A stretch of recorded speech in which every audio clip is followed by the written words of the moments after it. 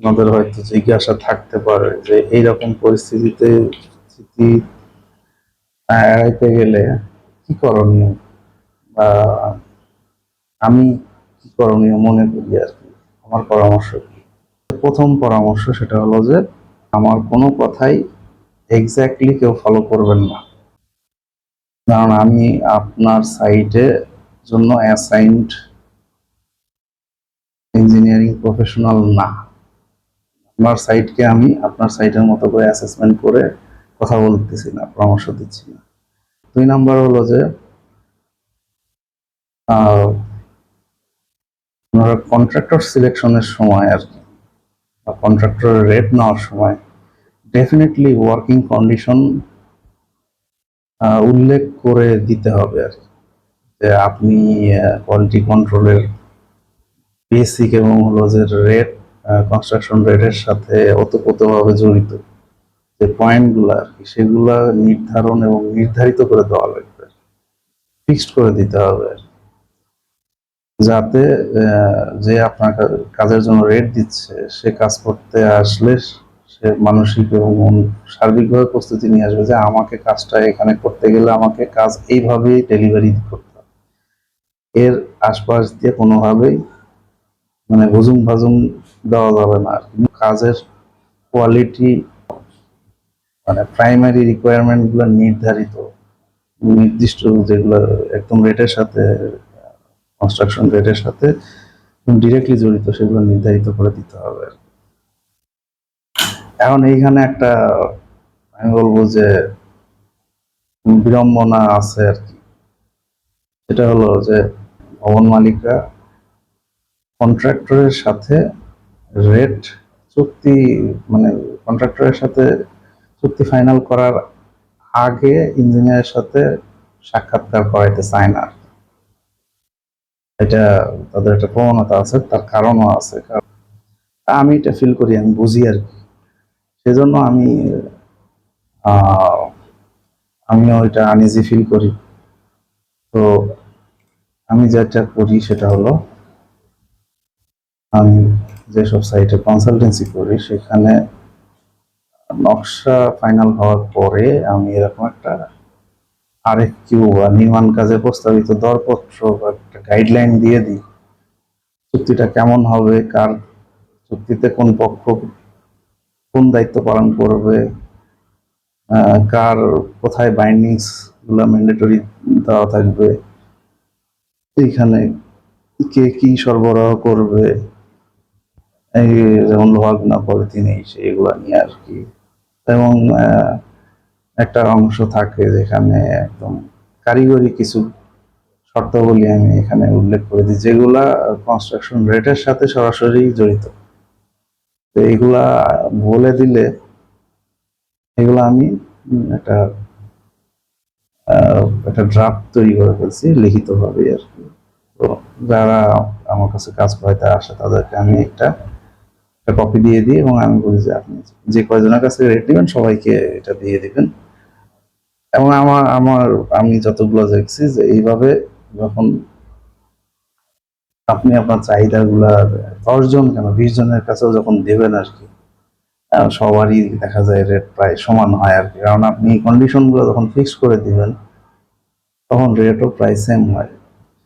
এখন এই যে কাজের শর্তগুলো, এই কাজের শর্তগুলো যখন ফাইনাল হয়ে গেল, একজন কন্ট্রাক্টর জানতেছে যে আমাকে কাজটা এইভাবে করতে হবে, এইটাই হলো আপনাদের সেফ গার্ড। কিভাবে?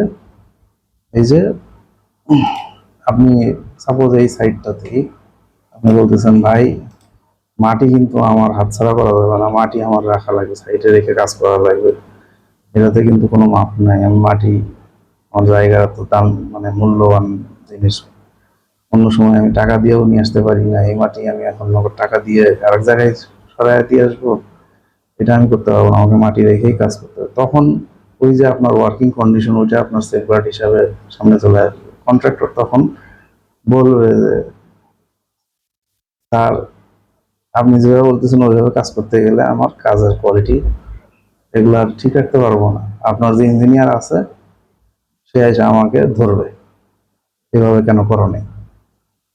তাইলে হয় আপনি সিদ্ধান্ত নেন আর কি।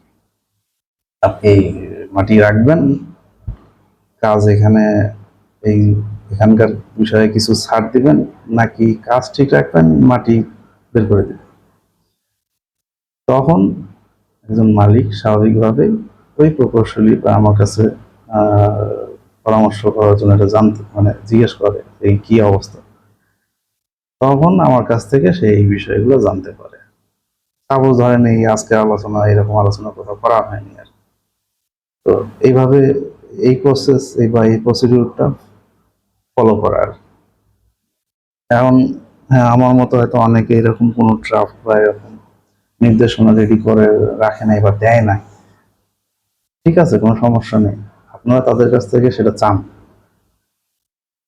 যে আপনার কাজ কিভাবে করা লাগবে সেটার একটা খসড়া নির্দেশনা বা একটা গাইডলাইন দেন, রেট রেট নেওয়ার জন্য আপনারা চান, তাদের কাছে চাহিদা চান। আর হয়তো হুট করে হয়তো লিখিত লিখে দিতে নাও পারে আর কি, অ্যাটলিস্ট আপনি অডিও রেকর্ডিং নেন, নিয়ে সেটা আপনি কন্ট্রাক্টরদের কাছে দেন। সমাধান করতে চাইলে সমাধান করা যায়। এটা গেল আর কি, এটা প্রথম দুইটা পয়েন্ট আর কি। 3 নম্বর প্রসেস হলো যে এই যে যাদের আপনাদের জায়গা উঁচু বা মাঝারি উঁচু, একদম নিচু না আর কি। এখন এতক্ষণ আলোচনা যদি শুনে থাকেন, আপনাদের করণীয় সেটা হলো যে ওয়ার্ক স্পেস ম্যান্ডেটরি, এটা করে দিতেই হবে। আপনি কাজের জায়গা যদি না দেন, কাজের কোয়ালিটি কোনোদিনই ভালো হবে না। তো আপনাকে আহ, মাটি, ম্যাক্সিমাম ক্ষেত্রে আমি বলি আংশিক মাটি আর কি, আংশিক একটা অংশ মাটি আপনাকে প্রথমেই বের করে দিতে হবে আর কি।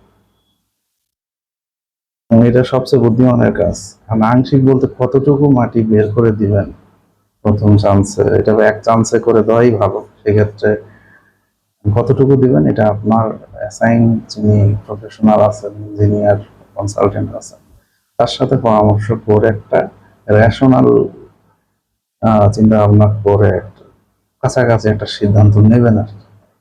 আপনি যাতে কমফোর্ট জোনে থাকেন।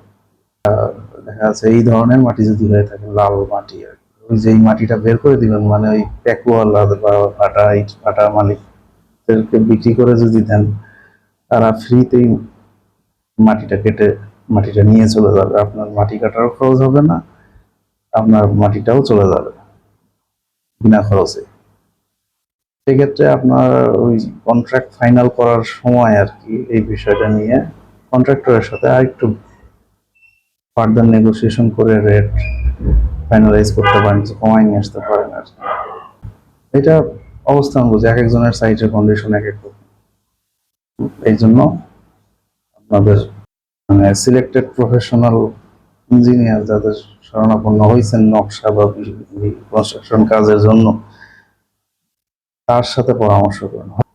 আজকের আলোচনা আপনারা যে যে কয়জনই যদি শুনে থাকেন,